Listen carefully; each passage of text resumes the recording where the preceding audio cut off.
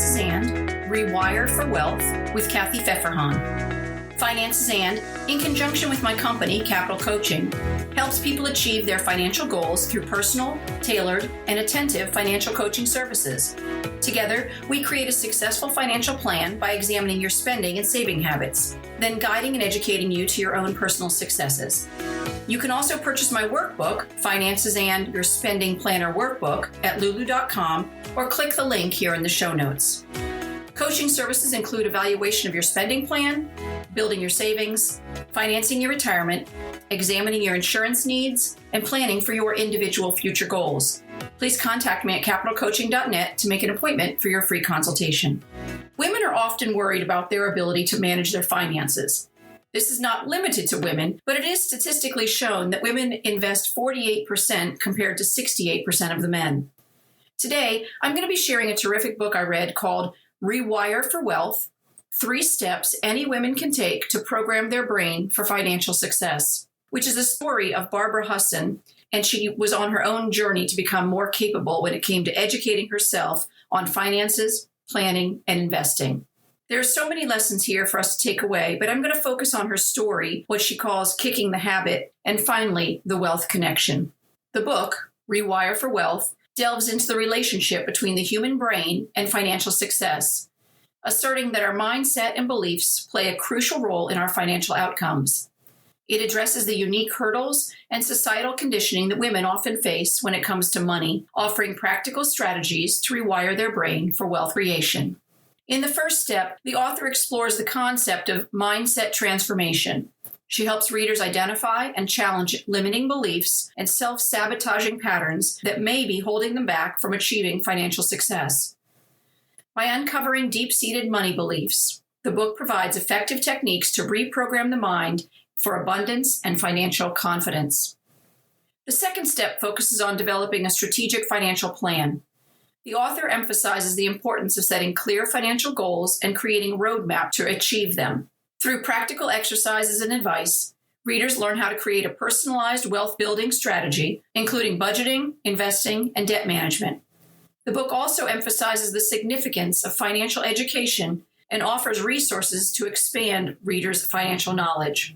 Barbara says that she was raised financially clueless because her parents and their parents before them were unconsciously conditioned by the prevailing norms. Let's face it, we got so much of our education from our family, and that includes what we aren't told by them because their parents couldn't or didn't explain things to them.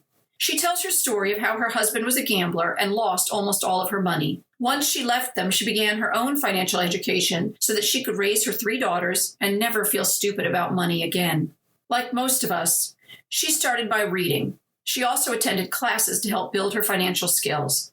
In hindsight, she felt like her staying stupid was a form of self-protection, that she'd been willing to give up all the power to her husband by not participating in their finances. Now, most of us aren't living off of a trust like she was, but avoiding financial aspects of your relationship may sound familiar to many of us. She states, men see investing in the market as a challenge.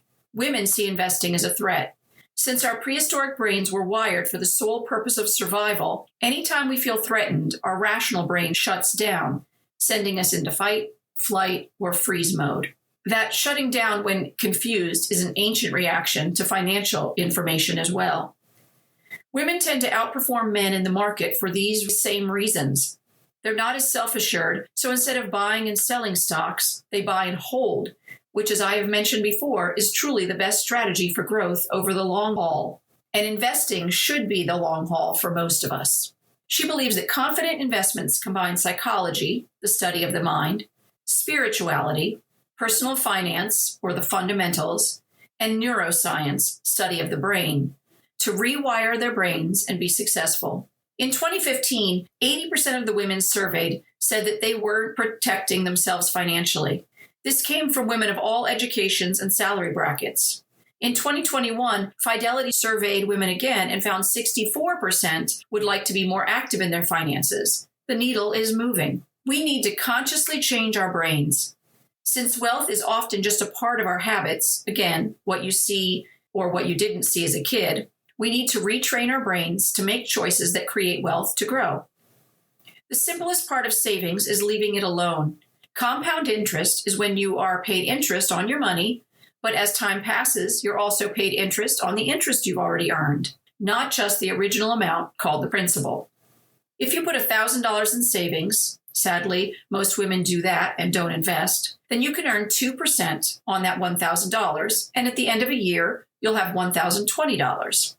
But next year, you'll earn more money because you'll be earning interest on that new balance of $1,020. It doesn't sound like a lot, but after 20 years, that will be $1,485. Now imagine that you've put $1,000 in with monthly additions of, let's say, $50. That $1,000 is now going to be worth $16,064 in 20 years. Investor.gov has a simple calculator that you can play with by entering an initial amount, monthly additional payments, and an expected interest rate. You can get this number from your bank and then shop around for a better one. Many women worry about the market going up and down, and it does. But the returns are higher when you buy low and then sell high. When the market goes down and you have a stock or an exchange-traded fund that you'd like to buy, it's like buying on sale. You'll get more shares because the price is down, and when they go up, you'll have more shares to sell. It's like waiting for shoes to go on sale, like a buy one, get one. You're going to get more for the same cost. So far, the market has always gone up, even if sometimes it takes longer than others. Like almost everything worth having, your level of commitment to reprogramming your brain's old beliefs in finances matters. She asks you to do it right now. Write down right now how much you need to be wealthy. Go ahead, pause the podcast, and write down the number that you need to have. Here's the thing. Wealth is not an amount, but a mindset. Instead of focusing on a single number, consider that wealth is having enough so that you're not stressed or distracted by money, and that you can craft your secure and meaningful life. So how do we do this? She suggests 4 things. First of all, spend less. It's that easy. But because of bad habits and blind spots, we overspend. To make this happen, use a pencil and paper, because writing really does reshape our pathways in our brains in a way that a computer can't, and track every dollar you spend and earn over 3 months. After a few weeks, I found it to be a few days, you'll start to think about things before spending. Now spending is an active decision that you're making and not just doing. This tracking may not paint a rosy picture of your spending habits, but you will honestly know your financial spending story. It's not about deprivation, but slowing down. Instead of insert an item here, say nails or massages or coffee, don't deprive yourself. However, maybe do it less often. Those who wrote down their spending found in a 4-month study on willpower, published in the book Power of Habit, that their finances not only improved, but they ate junk food less, drank less, and smoked less than ever before. Their money and their bodies became healthier. The next thing she says is we need to save more. The Federal Reserve found in 2019 that 2 out of 5 Americans could cover an emergency expense of $400. Luckily, step 1, write it down and spend less, means you'll have more to save. Maybe it's only a little more, but any amount is better than none.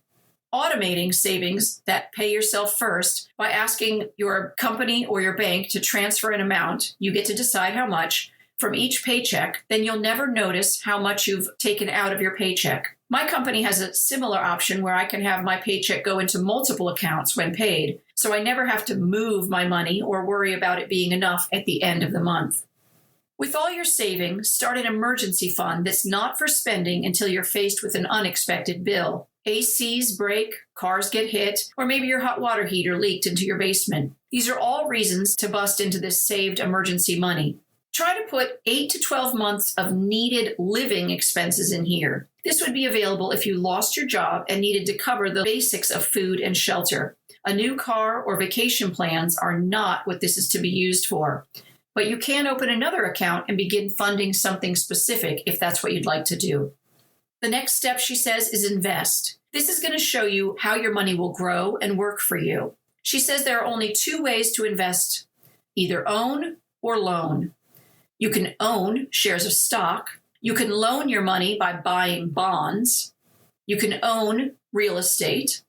You can loan your money by giving it to a bank or CDs or money market accounts or short-term treasury bills. Or you can own commodities like gold, oil, or farming commodities like wheat or cattle. Finally, she advocates for generously contributing to charity. Even if you aren't motivated by helping yourself in retirement, most people do want to be able to help others to contribute to their communities and make the world a better place. Giving to others makes you feel good in ways that you can't get just from saving. I'm going to leave these last two suggestions with you, and that is to read something every day about money, including listening to podcasts. That way, you're slowly reinforcing your understanding of finances and getting used to the language of money. You'll also keep up with current financial trends. However, I'm going to warn you against watching financial news on TV. If you do stumble onto it, you're going to notice that everything is doom and gloom. They need to do that so that you'll keep watching. So be aware of it and try to avoid it. The second thing is talk about money with someone weekly. It can be how your finances are going, or asking others how they got smarter, or even asking about mistakes. What's the best advice they got? And of course, you can find a class, one that's not selling you something, and try it out. Local community colleges often have these types of education available. I really enjoyed reading Barbara's way of conversational writing and her tips for planning and working towards financial success. I hope you'll enjoy it too. This is Kathy Pfeffer-Hahn. Thanks for listening to Finances and Rewire for Wealth. I know you chose to listen and I'm grateful. If you enjoyed this episode, please follow or subscribe for free in your podcast provider and share your favorite episode with a friend. I'd love you to leave a review. It helps bring financial education to others and lets people find me more easily. Please let me know what questions you'd like answered on any financial topics by going to the website at financesand.net and leaving me a message. You can also contact Capital Coaching for your personal financial needs at capitalcoaching.net. Remember, I went to school, so you don't have to. Finances and does not provide tax or legal advice, and nothing in this podcast is to be construed as such. Always consult a tax, accounting, or legal professional for advice on your specific situation.